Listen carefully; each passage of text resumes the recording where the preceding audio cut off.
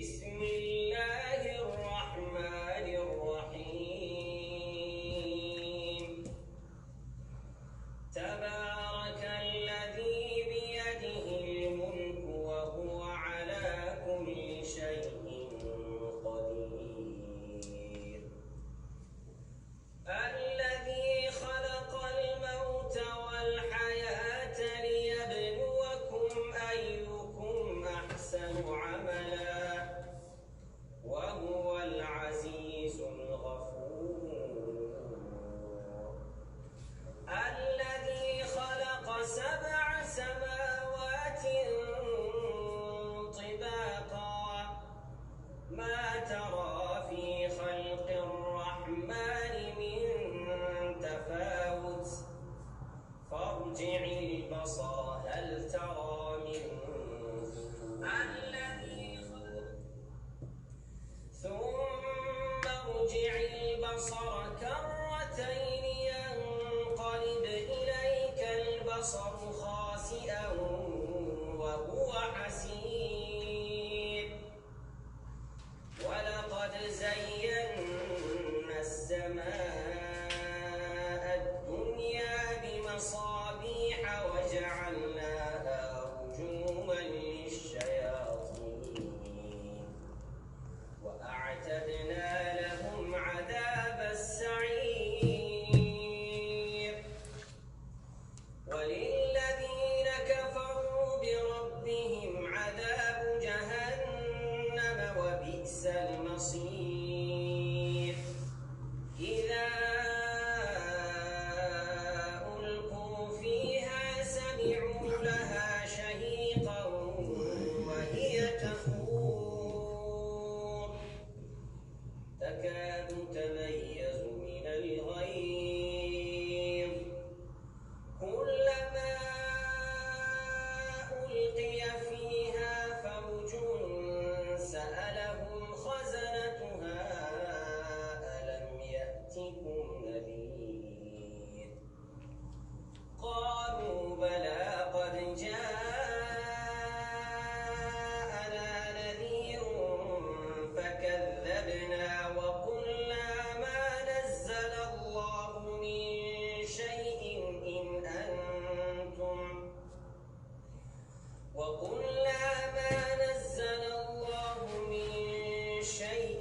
إن أنتم إلا في ضلال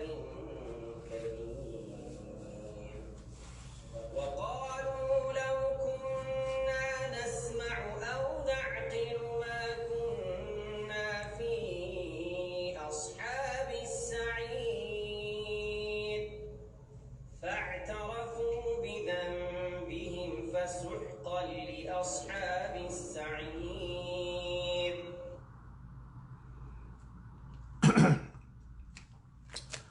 صدق الله العظيم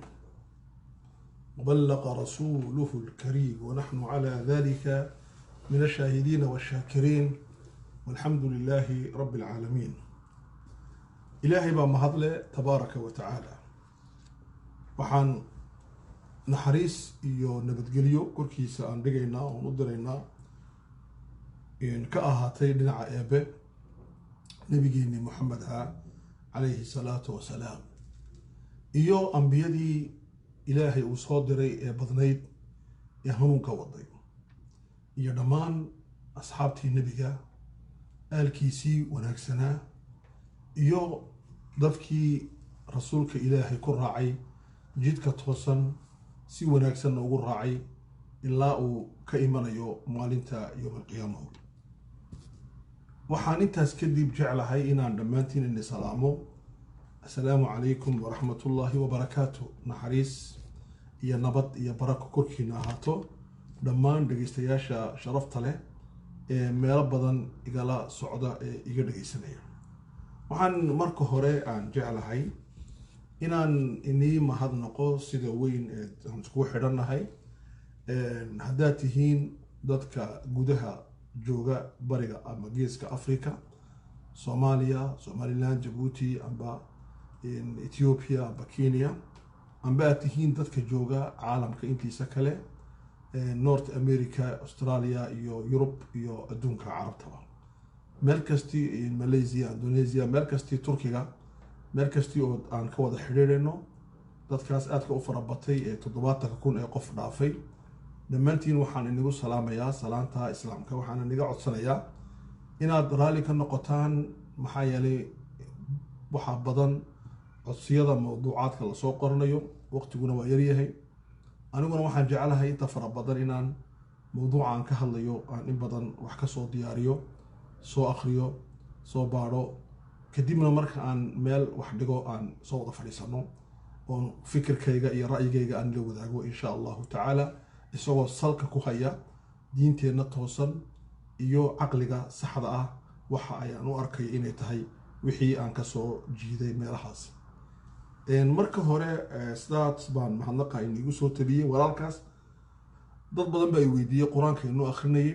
codka macaan Maxamuud Axmed baa dhahdaa wuxuu u dhashay dalka Ethiopia wuxuu ka shaqeeyaa gobolka Cafarta wuxuu u shaqeeyaa jamciyadda qurumaha ka dhaxaysa laakiin waa nin daaciya oo qaari ah oo saaxiib iyo walaal aan nahay marka insha Allah ta'ala waxaan jeclahay inaan dadkeena in aan barano markaas waa nin aad u wanaagsan oo quraankana akhriya nashaa'idna jeediya afka carabiga iyo afka amxaarka intaba ku jeediya waana kaatib wax badan ku qora afka amxaarka Ethiopiaanka u qora wax in maqaalaadka aan qorno boqolkiiba 70 ilaa 65 wuxuu ku bedilaa afka amxaarka si ay u akhrisan karaan dadka Ethiopiaanka marka insha Allah ta'ala waxa uu ninkaasi bedilay dad fara badan oo Soomaaliya oo yiraahda maqaalkaaga af Soomaali noogu soo qor maxaa yeelay anigu af Soomaaliga waan akhrin karaa waan qori karaa af Soomaali caadi ah laakiin horaan u sheegay inaanan qori karin af Soomaali cilmiyeysan qoraalku maaha wax la isku qoro wixii madaxa ku jira in la qortid maaha qoraalku manhajiyad buu leeyahay methodology buu leeyahay nidaam buu leeyahay hab buu leeyahay siba loo fikiraa siba loo dhigaa afka Soomaaliga afka kale la mid yahay wax la barto maadaama aan yaraanteedii afka Soomaaliga wax ku soo baran inaan af Soomaali wax ku qoro ma jecel maxaa yeelay waxaan qorayo oo qiimo beeraya laakiin waxaan wax ku qoro waa afka Carabiga waxaana wax u qoraa ma ahin Soomaali oo qoraate waxa wax akhrista waxa weeyaan dad ka badan Soomaalida marka qaarkood ag akhrista waxa akhrista dad North America ku nool oo Soomaali ahayn oo Caraba Masaari leh Suuriyaan leh Falastiiniyiin leh maya xataa waxa akhrista loo turjumaa dad gaal ah waxa akhrista oo arkay dadka North Africa ku nool Senegal Nigeria Niger baa laga akhriyaa Suudaan baa laga akhriyaa Masaari baa akhrista adduunka carabta oo dhan baa laga akhriyaa Afghanistan iyo Hindi baa imika ku soo beeray oo akhriya marka saadaladeed waxaan jecelahay qoraalka inaan loo fahmo inaan anu akhrin u jeedo inaan dadkaasi aan u qorayno oo dhan iyo Soomaali oo dhan dadkaana waxaan baraynaa wixiina anaguna waan isbaraynaa iyaguna wayna baranayaan insha Allah ta'ala intaas iyadana waxaan jeclaa arintaas oo inaan dareensiyo waxaan maanta jecelahay inaan ka hadlo sidaan ni sheegay in mawduuca ah arrimaha geeska Afrika halkay u socdaan horta arintu waa arin adag arintan ka hadlayno arin ma aha caadi ah laba arrimood daraadood geeska Afrika horaba inagu sheegay waa inagu cilnayaa aniga oo waxna ku daraya geeska Afrika waxa la dhahdaa waa meel dadka degan ay leeyihiin laakiin la leeyahay macnaha waxay ka dhigan tahay Afrikada bari maadaama ay tahay meel istiraatiijiya oo badii casayd iyo badii Mediterranean iyo badii Andiyaanki Ocean Andiyaanki meesha iska galiyeen ay tahay meesha aan deganahay oo ay maraan boqolkiiba 3 dhaqaalaha dunidu gaar ahaan petrolku iyo gaasku ay maraan waxa weeyaan waa meel dano caalamiya laga leeyahay marka geeska Afriku waa meel problemadiisu ay yihiin tarkiibi waxay ka dhigtahay waa meel complex waa meel adag arrimuhu meel adag bay yaalaan arinta labaad ee muhiimka ah waxa weeye in markaan ka hadlayno Afrikada bari waa marxalad waxa aan ku soo dhacnay isbedelkii saddexaad oo marayo ninbaa qoray buug maalin dhaweyto jaamacadda Harvard ka dhiga wuxuu yiri الموجة الثالثة للتغييرات العالمية وموجدي صدحات isbedelada internationalka wuxuuna ka soo bilaabay dagaalkii labaad ee adduunka dagaalkii labaad ee adduunku markii uu dhacay uu dhamaaday waxa la sameeyay bay hay'adda jimciyadda qurumaha ay bedeshay ururkii hore ka sii horeeyay jirayay jimciyadda qurumaha marka waxa madax looga dhigay majlis la yiraahdo majliska security-ga amba golaha amniga golaha amnigana waxaa aabba looga dhigay 5 wadan oo la siiyey awoodda veto-da ama naqdiga ama diidmada. 5 wadan ee qaatay waxa weeyaan 4 wadani waa wadanadii adkaaday ee ka adkaaday Jarmalka iyo Talyaaniga, waa Mareykankii, waa Ruushkii, waa Faransiiskii, waa Ingiriiskii. wadanka China-hana waxaa lagu soo galiyay badi iyo awoodiisa oo la arkayay. markaas waa dowladihii nuclear-kana haysteen waa la dhahdaa. marka dowladahaas baa kamid ah wadanadaas adduunka maanta maamula. dagaalkii qabooba markaa bilaabmay wuxuu socday min maalintaas dagaalka labaad u dhamaaday ilaa iyo wuxuu socday 1989 markii Gorbachev uu yimiday ee uu la yimiday barnaamijkii isbedelka ahaa ee ku dhacay midowga Soviyetic. markaas waxaa dhamaaday marxalad baa dhamaatay, muujad baa dhamaatay. muujada dagaalkii qabooba ee labada awoodood ee adduunka xukumayay ay isku haysteen bahayd midowga Soviyetic oo horkacayay dowladihii Shuuciyada iyo Mareykanka oo horkacayay amba NATO oo horkacayay dowladihii maxaan ku dhahdaa goonigoosiga ee loo yaqaanay dowladaha kapitalismiga amba raasmaaliyadda. labadan awoodood waxay kala samaysteen xilfigii Warsaw iyo xilfigii NATO. okay 89 خلاص marxaladda baa dhamaatay. waxaa bilaabmatay dhicitaankii Ruushka iyo soo bixitaankii awoodda qori adduunka maamushay oo markaa bilaabmatay ilaa iyo 2001 laga soo gaariyay markii maaragtay qaraxyadu ay ka dhacayeen wadanka Mareykanka. arintaas waxaa la dhahdaa marxaladii النظام العالمي الجديد, nidaamkii cusbaa ee caalamiga internationalka ahaa ee Mareykanku jandarmeriga ama booliska uu ka noqday caalamka maanta aanu ku noolahay. marxaladda kadib waxaa bilaabmatay waqtiga marka laga soo bilaabo oo Ruushku uu sugayay iyo China-huba waxaa bilaabmatay muujadii saddexaad oo ilaa iminka socota. waa muujada iminka loo yaqaano dagaalka qabow ee la isku deeranayo dagaalka dhaqaalaha. marka dagaal qabow baa iminka socda laakiin waxa la isku deeranayo oo aad la isku soo xamaar qaadanayo waa dagaalkii dhaqaalaha. marka muujadii saddexaad ayaan ku jirnaa ee dhinaca caalamiga. muujada saddexaad ee dhinaca caalamiga ah waxa weeyaan waa muujada u bixiyay ninkaas buugga qoray ama maqaalka ka qoray Harvard jaamacadda ka dhiga. wuxuu u bixiyay waxaa jira 2 awoodood oo caalami ah iyo awoodo iqliimiya oo goboleysiya. xuli مثلا haddaan soo qaadano buur adduunka guud ahaan haddaan soo qaadano awoodo waaweyn baa jira oo Mareykankii iyo xulufadiisa, Ruushka iyo xulufadiisa iyo Shiinaha oo ka baxay inuu noqdo awood gobol oo noqday awood caalami ah. saddexda awoodood iyo xulufooyinkooda waa kow. dhinaca kale wuxuu waxaa jira awoodooyin goboleysiya oo xoog badan. مثلا soo qaatay awoodaha Brazil waa awood dhaqaale oo gobol ah. wuxuu soo qaatay Turkigu waa awood gobol oo dhaqaale ah. wuxuu soo qaatay Israa'iil waa awood gobol oo xoog ah. wuxuu soo qaatay Iran waa awood gobol. wuxuu soo qaatay مثلا awoodda Ethiopia waa awood gobol oo maartay gobol xukunta. kuwaas waxa la dhahdaa waa awoodo jira laakiin gobollo iyo ka taliyaan.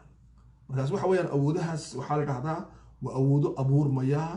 oo ku hoos abuurmaya awoodo waaweyn hoostooda. ishirdinka caalamiga ah bay ka faa'iideysanayaan way ka hoos neefsanayaan. marka muujadii saddexaad baa iminka ku jirnaa.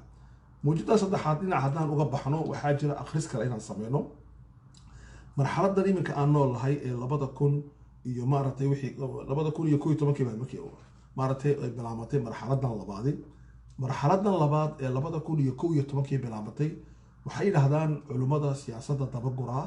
waxay yiraahdaan waxaa bilaabatay marxalad loo yaqaano neefsigii shucuubta, diidmadii dadweynaha, argagixii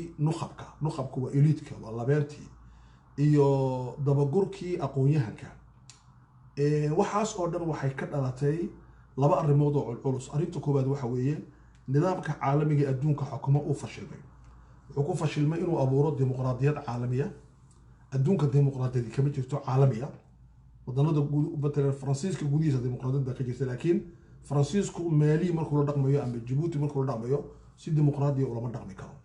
Ingiriisku waa dimuqraadi gudihiisa laakiin markuu dowladda la dhaqmayo si dimuqraadiya uu lama dhaqmi karayo. Mareykanku waa sida gudihiisa waa dimuqraad laakiin markuu la dhaqmayo Iran ama dowladaha kale si dimuqraadi uu lama dhaqmayo. marka waxaa la yiri qiyaab ad-dimuqraadiyya al-caalamiya inay maqan tahay dimuqraadiyad caalami oo international ah waxay keenaysaa zalzala kawniya inuu kownku gariiro. inay dadweynaha caalamku ay diidaan ay dhahdaan lima huna ولماذا لم يكن هنا halkaa maxay uga jirtaa ay halkan uga jiri weyday iyadoo su-aashaas waxa weeyaan waa arrinta koowaad arrinta labaad waxa weeye waxaa ka dhacday adduunka dad yar oo haysta dhaqaalaha intii ugu badnay dunida matalan maalin dhaweyta daraasad la sameeyey waxaa la sheegay 8%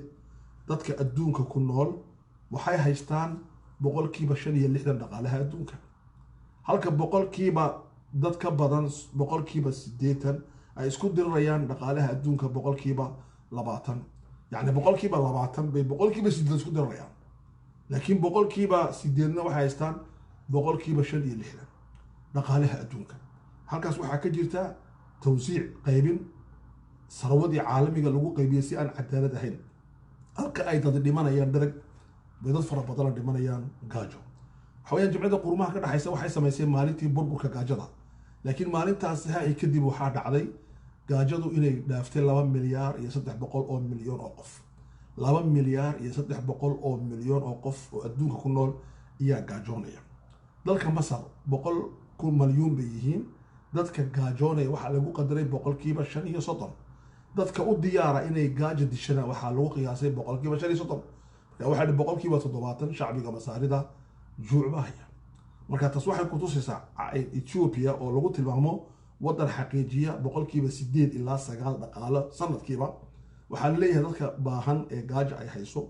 aljuuc ma faqri waxaan ka hadlayno way gaajoonayaan faqrigu waa xaalad kale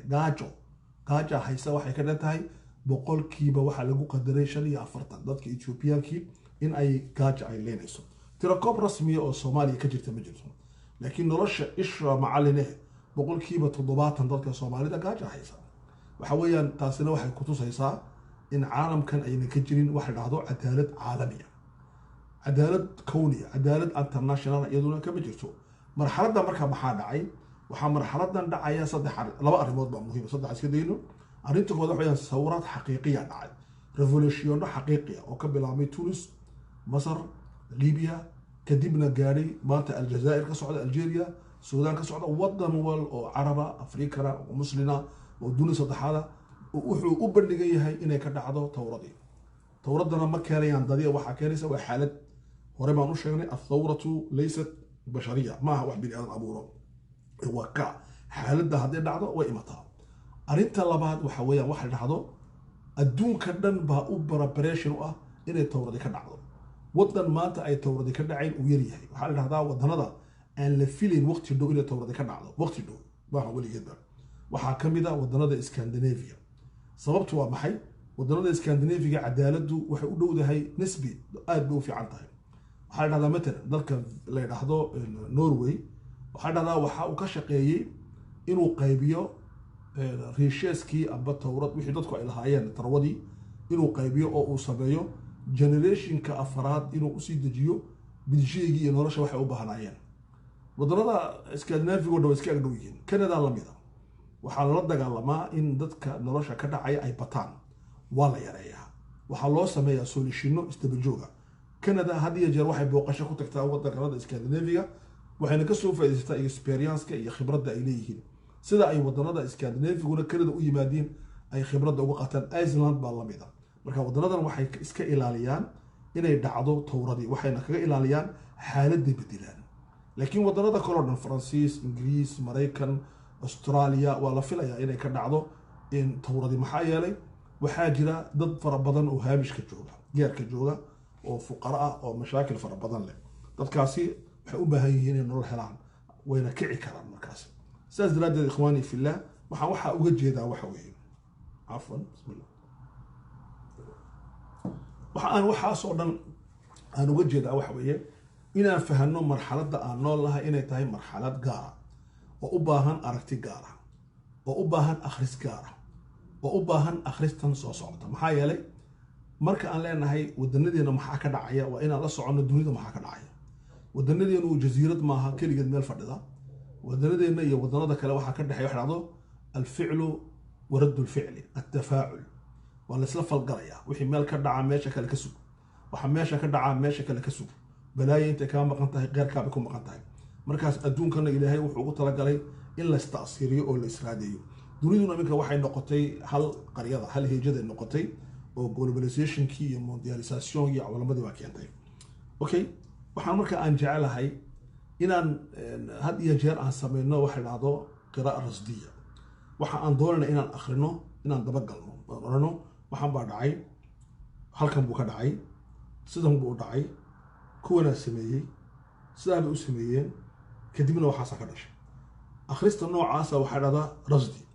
wa akhrista ay sameeyaan saxaafaddu waa rasdi dadkuna waa ay jecel yihiin badi inay maqlaan maxaa helaya ka dhacay yaa sameeyay muxuu u sameeyay yaa ka dambeeyay akhrista wa akhrista dadka jiraayadku ay sameeyaan akhrista labaad waxa dhahdaa qira'a tawsiifiyya wixii dhacay baa la macneeyaa waxa lagu macneeyaa luqad maaragtay aburitaan oo ibdaaciya waxaa qaata dadka loo yaqaano komanteerada mucalliqiinta dadka wax faalleeya ma aha qof kastii oo meel intuu soo fadhiisa faalleyn kara waa aqoon-yahano dhaqaalaha qaar baa faalleeya siyaasadda qaar baa faalleeya diinta qaar baa faalleeya maxaa dhahdaa economiga waxaan ujeedaa xadaaradda iyo civilization qaar baa faalleeya towradaha qaar baa faalleeya qaar baa intaba faalleyn kara markaas waxaa dhahdaa waa tawsiif waa akhris tawsiifiya akhristaa marka laga baxo waxaa la galaa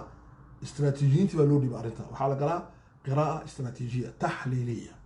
أرنتا بقى الأناليزيس بقى صارا ولا تحليلية ولا فرفرة كدي مركز الله فرفرة يو وحقوبها هانتا هاي إنا الآخرية قراءة موضوعية objective دول بلاقي إيغو قراءة عميقة قمت لتغو نفسيات الشعوب الآخرية منك الدكتاتير كنفسية الآخرية كويس بددون كالآخرية بيسيكولوجيك ما سيكولوجيكال ما هنسا فكران محي ديدان وحاصورا الآخرية قراءة مستقبلية فيترولوجية مستقبل كالآخرية هريريها اللي إيغو وحاس أوردر قراءة تحليل هذا وحاكنا شمركها نتيجة ذا مكان صارا وحاسي وحو كان سنة سلام وحودي دونا مركا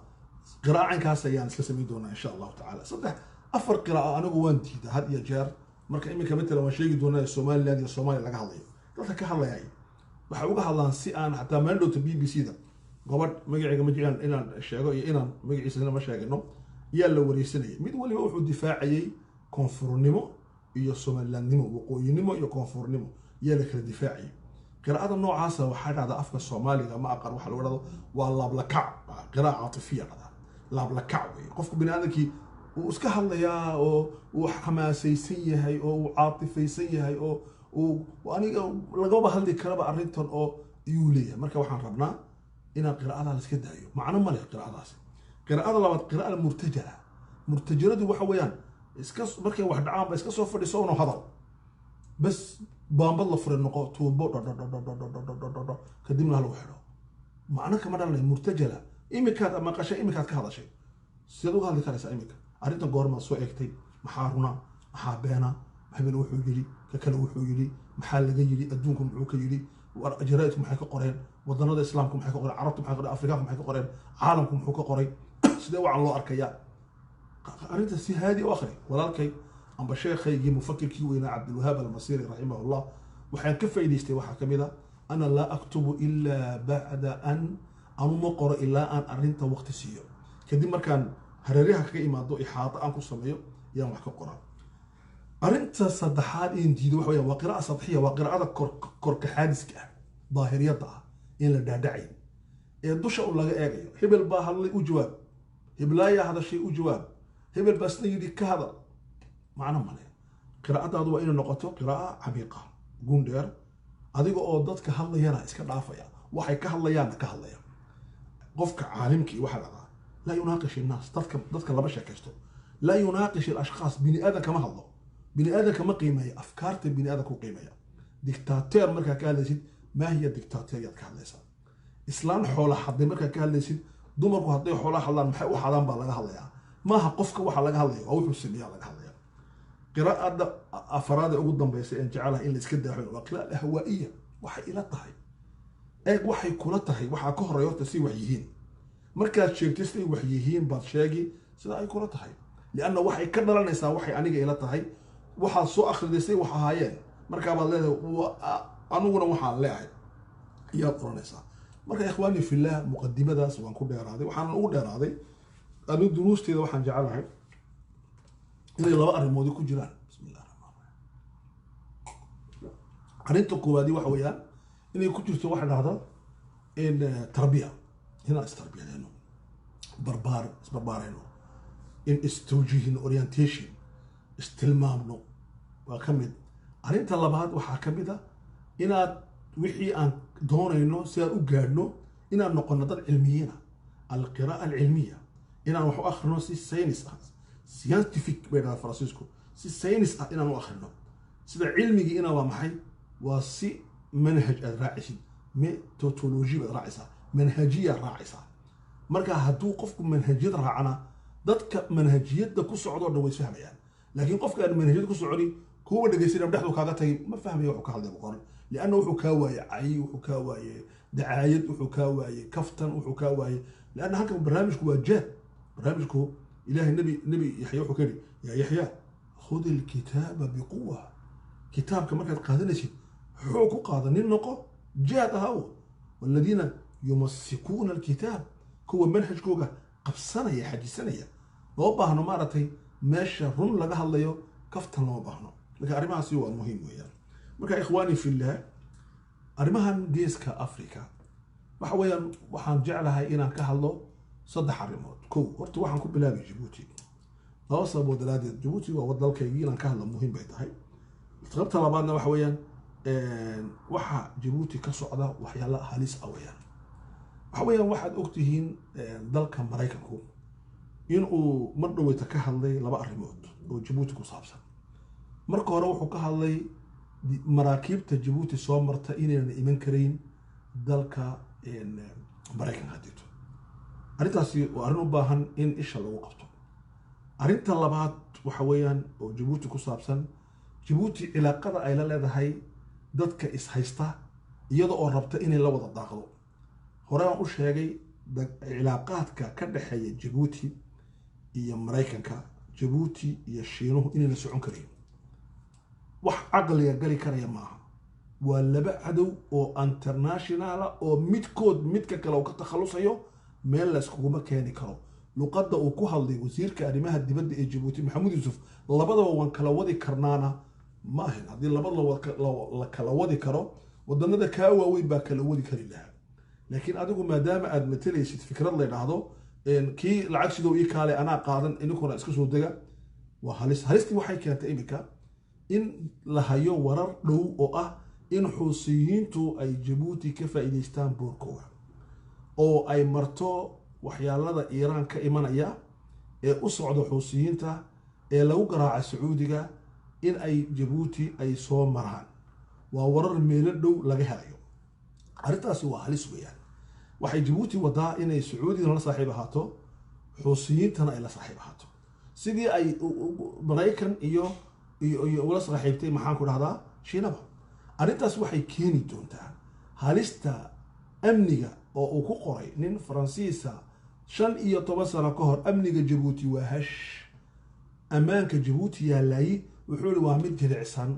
waxaana haya uu buuri dawladaha dibadda ka yimid ee waaweyn haday ka baxaan Djibouti amni ma jirayo amniga hashka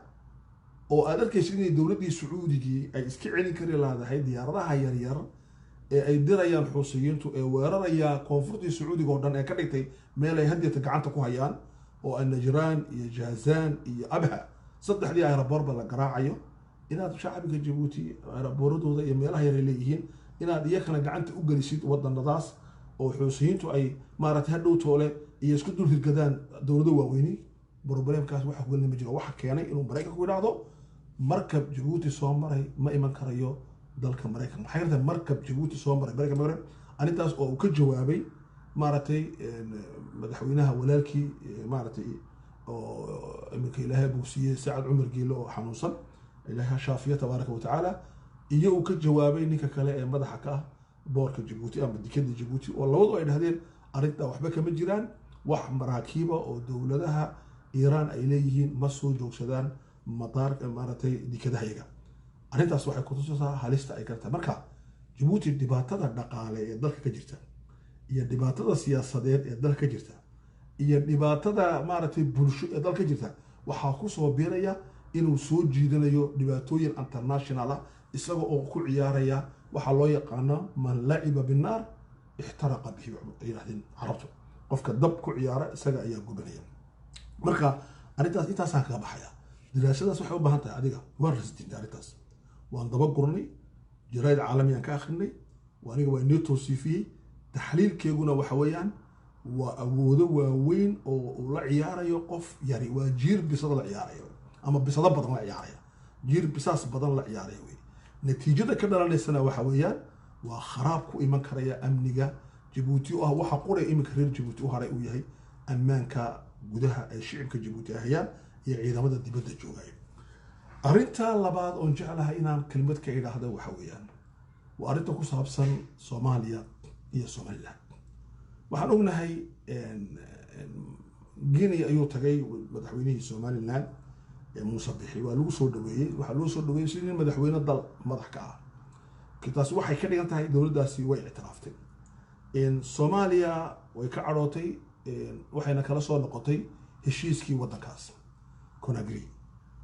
arrintaas waxay dhalisay waxa la yiraahdo arrin cusub oo xamaasad bay ka dhex dhalisay Soomaaliya iyo Somaliland anigu waxaan isweydiinayaa arrinta marka aan daba guray waxa weeyaan arrin qudmis uu ku jiraysa muddo dheer ma jirto reer Somaliland waxay dhahdeen 91 waxaan la soo noqonnay dawladnimadayadii iyaan la soo noqonnay bay dhahdeen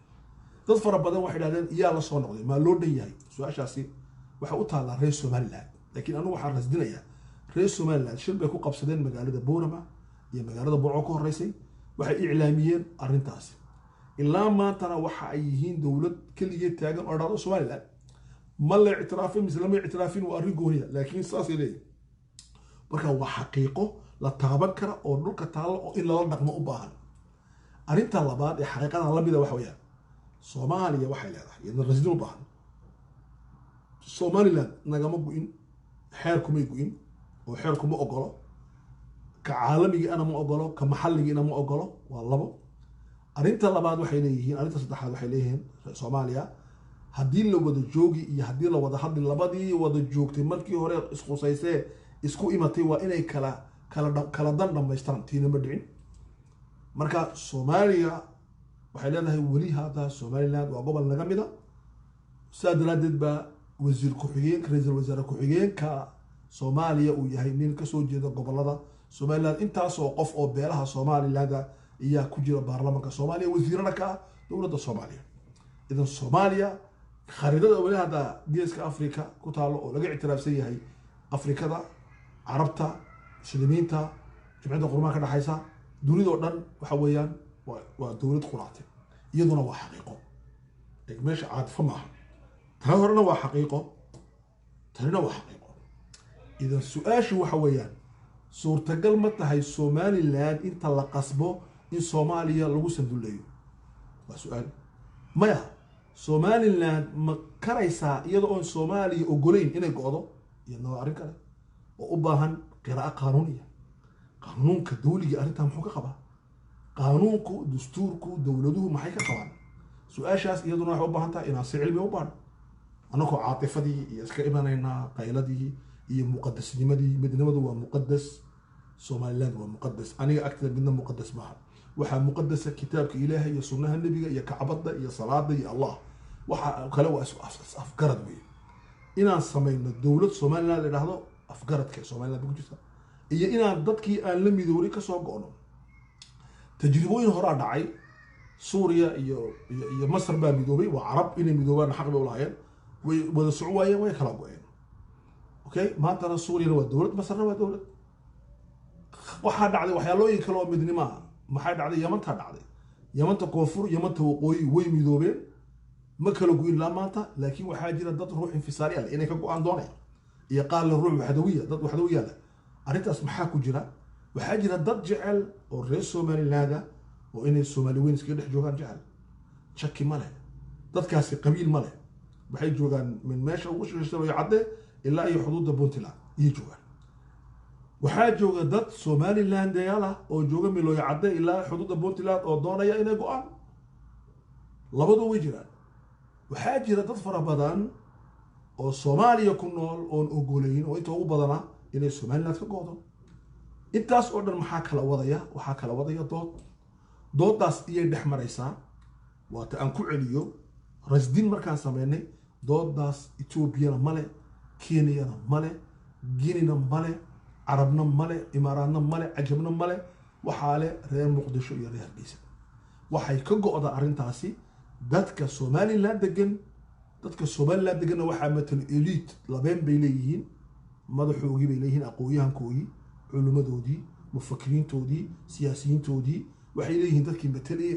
salaadiintoodii cuqaashoodii kuwa kaleetana dad caynkaasay leeyihiin waa inay labadan qolo sheekaystaan oo arrinta laga saaro dhayalka siyaasiga ah laga saaro beenta laga saaro caatifada runta laga hadlo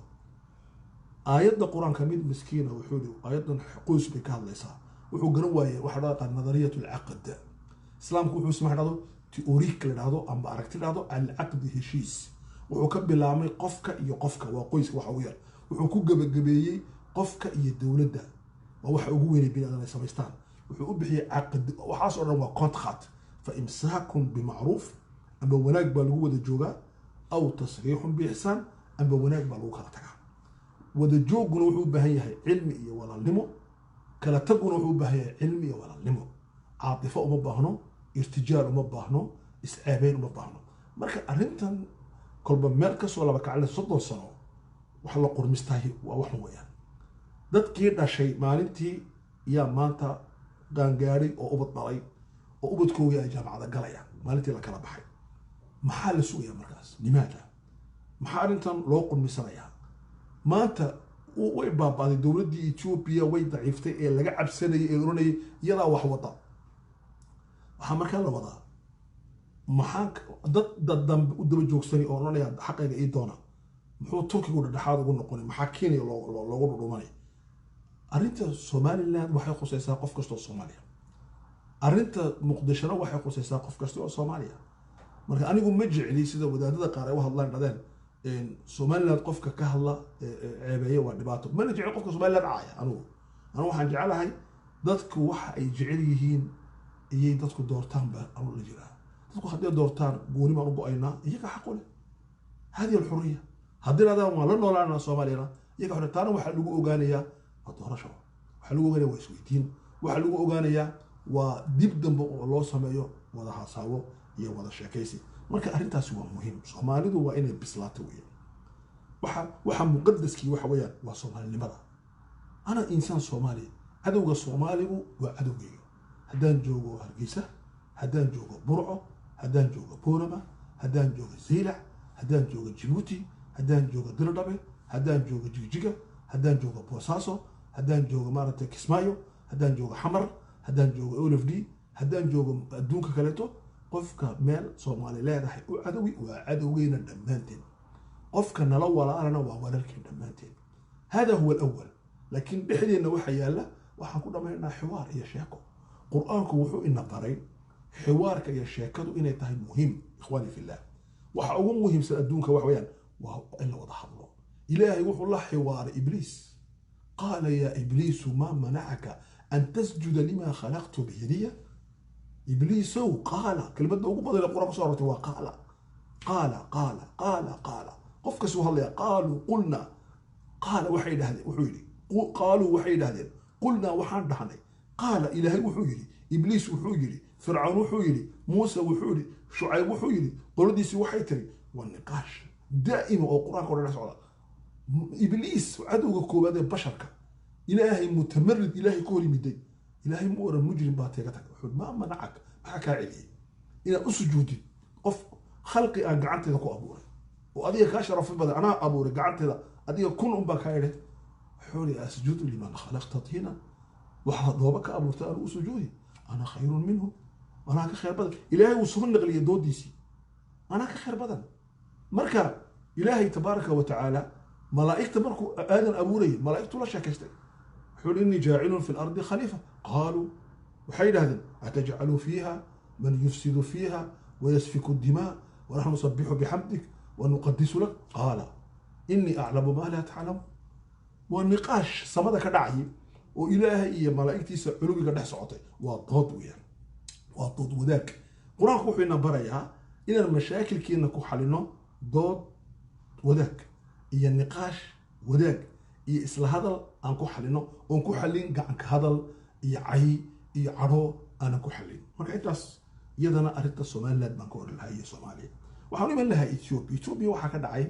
arrin culus oo u baahan rasdi dabagur arrintaas waa maxay waxa uu ra'iisul wasaaruhu ka soo baxay dhowr usbuuc ka hor warbaahinta iyo ka soo muuqday wuxuuna yiri isagoo shita darees ciidan wuxuuna yiri isku day inqilaab baa ka dhacay dalka arrintaas waxay ahayd arrin muhiim ah shalaataki John arrin waxay ahayd غير caadi ah inuu soo baxo madaxweyne ra'iisul wasaaraha dalka oo wadanka ba jooga muddo yar oo isbedel kadib yimid tawrad dhacday oo ay sameeyeen labada qowmiyadood ee Ethiopia ugu culus oo ah Oromada iyo Amxaarka intuu soo saro joogsaday inuu dhahdo wadanka waxa ka dhacay isku day inqilaab oo ay ka dambeeyeen gacmo shisheeye oo hadafkoodu yahay qalaanqal siyaasadeed inay ka sameeyaan gudaha Ethiopia oo ay joojiyaan isbedelka nabadaysan ee dalka ka socda ee hawadan caafimaad qabta arrintaas waxay keentay in la dilo ninkii xukumayay gobolka Amxaarka Ambatsho Mikonin in la dilo amba la dilo ninkii xukumayay ciidamada Ethiopia Marta Siyer Mikonin oo midna Addis Ababa lagu dilo maartay caasimada Bahradar ee gobolka Amxaarka arrintaas waxa weeyaan arrin caadi ah ma ahayd arrin degdeg ku imatay sida dadka qaar u akhriyaan ma ahayd arrin muddo laga shaqeynayay ma ahayd arrinta marka rasdi aan sameynay dabagur waxaan aragnay in uu ragga Amxaarku ay muddo dambe ay hadlayeen lahaayeen dhalinyarada Amxaarku waa inay iskubayaan waa inay isku diyaariyaan marxalad adag oo Ethiopia ay galayso waa in la isku diyaariyo sinooriyahada fara badan oo Ethiopia ka iman doona inta waa in la isku diyaariyo waxa soo dhan waxa akhnay maartay in madaxda Amxaarka muddo fara badan 6 bilood gudahooda arrintaas xoog u akhnayeen markaas arrintan markaan rasdinay waxaan u baahanahay inaan tawsiifino hore baan u tawsiifinay laakiin maanta dhinac kale aan ka tawsiifino waxa jira Ethiopia isbeddelkan dhacay waxa sameeyay laba qowmiyadood xaqiiqada weeyaan waxa sameeyay qowmiyada Amxaarka iyo qowmiyada Oromada Amxaarku waa 5% tirada bulshada laakiin nin kamida madaxda Amxaarku wuxuu yiraahdaa shacbiga Ethiopia waxa ugu badan Amxaarka arinta arrin iskala yahay ma annaka aqlabiyada burahdaan Amxaarnahay annaka aqlabiyada okay muxuu saa u yiraahdaa hadda waxaan ku leeyahay waa 5% Oromadu waa 40% ilaa 42% maartay Ethiopia marka Oroma ka badan laakiin muxuu isagu ugu celinayaa kelmadda ah waa arrin taxliil u baahan annaku iyo ah dadka ugu badan gobolka maxay wadanka Ethiopia muxuu yiraahdaa ninkaas wuxuu yiraahdaa laba arrimood waa koow arrintood wuxuu ka dhaqaaqaa afka lagu hadlayo afka koobaad ee Ethiopia laga hadlo afka Amxaar arrinta labaad Amxaarku maadaama uu yahay dawlad Ethiopia soo xukumaysay qarniga badh wuxuu noqday amaliyada istitaan ee Israa'iil ka jirto kala Falastiin wadanku dhan buu dagay min darafka ilaa darafka istitaan bi sameeyay wadan ama gobol ama meel ay ka maqan yihiin Ethiopia ma jirto marka dad fara badan way Amxaaroobeen si ay u noqdaan dawladda Ethiopia ugu noqdaan waa Amxaaroobay marka hadalka uu iska leeyahay boqolkiiba anaka ugu badan ma hadal iska caadi ah waa hadal meel ka imanaya marka maxaan ku iri Ethiopia aqlabiyada waxa isku haysta Oromo iyo Amxaar laakiin sida ku qoran Amxaarku waa 20% Ethiopia Oromaduna waa 40% ilaa 42% 6% waxa ay Tigray boqolkiiba 6 kalena waxa ah maaratay Soomaalida 6.1 isla in kala sheego waxa ku sii xiga Canfarta waxa kala ilaa laga gaadhayo dadka aadka u yar ee fara badan ilaa harreeda laga marayo su'aashu waxa weyn hadda halkan inoo taala ee rasdiga kadib inoo taala mushkiladu waxa weeyaan si aan arrintan u taxliilino u tawsiifino waxa weeyaan Ethiopia cusub Ethiopia الحديثة Ethiopia القديمة way ka duwan tahay saddex arrimood daraadood كو إثيوبيا الحديثة ولا ففري ديب لسكو مرة كيف كريه خلاص وين ففرنتي فدرال بالغفري دستور بالغفري هويد وضع كسب قبل كسب إدانتي ويا شيء هويد ويا شيء أو قدام بين لقط ويا شيء أو قدام بين دقال ويا شيء أو قدام بين عيدم ويا شيء عيدم واحد جيران قاعدوا جيوش موازية للجيش عيدم قرب السعودية عيدم إمي كمثلا السودان dhibaatada ugu weyn haysata waxa weeyaan ciidanka iyo way heshiin karayaan dhalinyarada towrada wada laakiin ciidan muwaasi Umar Bashir sameeyay oo janjawiid la yiraahdo oo imika loo yaqaan tadakhul sariic waa ciidan hubaysan oo uu madax ka yahay xamidati wadan walba waxa laga sameeyay maaragtay ciidan new police la yiraahdo oo awoodda ciidan kale oo difaacaya qarannimada gobolka idan markaas Ethiopia cusubi Ethiopia ka duwanta walidaalika ra'iisul wasaaruhu wuxuu yiri kalmad cajiiba wuxuu yiri way qaldabeen kuwa afgambiga waday nama celin karaan lianna duruuftu way dhaaftay waqtigaas arintaas waa muhiim in asla garano in Ethiopia halkaas socdo Ethiopia الحديث arin labaad baa jirta Ethiopia الحديث iyo Ethiopia القديمة ku kala duwan yihiin Ethiopia الحديث waxay ku dhalatay kacdoon siyaasadeed Ethiopia القديمة waxay ku dhalatay qabsi siyaasadeed dawladaha soo duulay ka yimiday maaragtay amxaar dhulkooda soo qabsaday oo mikonin u watay laakiin oo la iska daba dhaxlay ilaahay la silaasay laakiin Ethiopia cusub waxay ku dhalatay kacitaad oo arinta labaad arinta saddexaad waxa weeye Ethiopia cusub waxa ku soo laamay qof wal oo jabhad ahaa qof wal oo mucaarad ahaa guduu soo galay Ethiopia qadiimkaana dadkaas oo dhan waddanka waa laga leeyahay marka Ethiopia cusub baa abuurantay oo u baahan in la dhaqmo marka arintan imika aan hortaalay wax weeyaan waxa meesha isku hurdimaya waa afar awoodood oo awoodba kale ay ka culus tahay haddii is afgarad iman waayana Ethiopia way burburaysaa afartan awood maxay yihiin wa awoodda loo yaqaan ad-dawla al-abiqa dawladda profonga waa ayo amxaarku dawladnimadan ayaka aad u yaqaana kaniisadan ayaka in badan haysanayay arinta saddexaad ee muhiimka ah maamulka iyo idaaradana way yaqaanaan arinta khatarta ee ka dambaysa waxa soo dhawayn arshiifkii waddankana gacanta ku haya hadii dawla abiqa Ethiopia way yaqaanaan waxay ka dhigan tahay arinta labaad qolada labaad waxa weeyaan wa al-qabila al-qawmiyya al-amiqa wa qawmiyad ballaaran oo soo ceshatay haybadeedii oo hintii joojisay oo kale ana xukumaya iyaduna waa oromana saddex isbedel baa ku dhacay isbedel waxa ku dhacay kayfa kamki badii wax u bedeleen quality school bay barteen dhaqaalay heleen arinta labaad arinta saddexaad ugu dambaysa waxaan iraadi yeeshay volunteer politique annaka xukumayna Ethiopia waa muhiim arintaasna marka taasina waa mid arinta saddexaad awoodda saddexaad ee iyaduna meesha taala wax weeyaan waa qolada loo yaqaano ad-dawla al-muwaziya waa dawladii la abuuray ee dawladda garab socotay waa Tigreegu waa dawladda garab socota ilaa imikana dawladda garab socota amxaar iyo oromo iyo Soomaali iyo Anfar iyo Soomaali waxa isku dira waa Tigreeg marka Tigreeguna waxa uu haystaa dawla al-muwaziya waa dawladda garab socota isaguna wuxuu haystaa wax badan lacag buu haystaa dhaqaalo haystaa mukhaabaraad buu haystaa dawladdu ku dhex jiraa waxa soo dhan buu haystaa waa quwadda saddexaad quwadda afaraad waxa weeyaan waa dadka loo yaqaano dadka koonfurta Ethiopia degan dadkaasina iyakuna dhulka wax kama yaalin wax badan bay ku soo taseen protestantuna uu daba joogaa oo ah ninka la yiraahdo Jimmy Carter shaqo weyn buu meesha ka qabtay idan Ethiopia waxa isku haystaa afarta awoodood waxa meeshan kala jooga kuwa hawaamishka jooga oo Soomaalida iyo Anfarta iyo waxaasi ay ka mid yihiin okay oo iyagu isku diraraya wixii meelaha ka soo daata isku haysta okay marka aan rasdinay arintaas in tawsiifinay taxliilinay maxaa ka dhanay Ethiopia ka socotaa Ethiopia waxa ay u socotaa laba arrimood oo waaweyn labadaana waxa ka sii dhalanaya arinta koowaad waxa weeye Ethiopia burbur bay ku socotaa waxba karsamaya hadii waxa la qaboojin waayo Ethiopia ma wada socon karayso hadii ay isfahmi waayaan saddexda awoodood ee waliba aan halka hore ku soo xusay oo ah amxaarka iyo oromada iyo Tigreeg saddexda haday tafaahum uu dhexmari waayo siyaasiya sida uu sheegay Jawhar maalin warqad uu soo qoray uu ku saddexdiina sheekaysta hadal caadi maaha saddexdiina isfahma waa inay isfahmaan haday isfahmi waayaan sinooyahadka burburku halka hore yaala Ethiopia arinta labaad waa la isfahmi karaa laakiin waxa la isku fahmi karaa qasab iyo xoog maxaa qasab iyo xoog ku imanaya oromadu haday fahanto awoodda Soomaalida oo Soomaali ay la heshiiso Soomaaliduna ay fahanto awooddeeda mustaqbalku inuu Oromo ku jiro oo Oromo ay la heshiiso waxa iman doona laba quwadood oo abuurantay quwad haamishka ah laakiin dinamika oo la soo jiido iyo Oromada oo quwad xaqiiqi ah oo gudaha ku jirta oo heshiiyay waxay ka cabsin karaan kuwa kale toon marka Ethiopia ixtiraam bay la imanaysaa labadan awoodood israacay haddii Anfar lagu darsadana ka basi fiican arintaas waa muhiim markaasi arrinta heshiiska keeni kara taasa ka mid ah heshiis degdega oo dhex mara oromada iyo soomaalida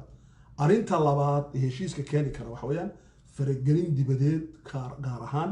wadanada aan dan ka lahayn Ethiopia sida Scandinavia iyo Jarmalka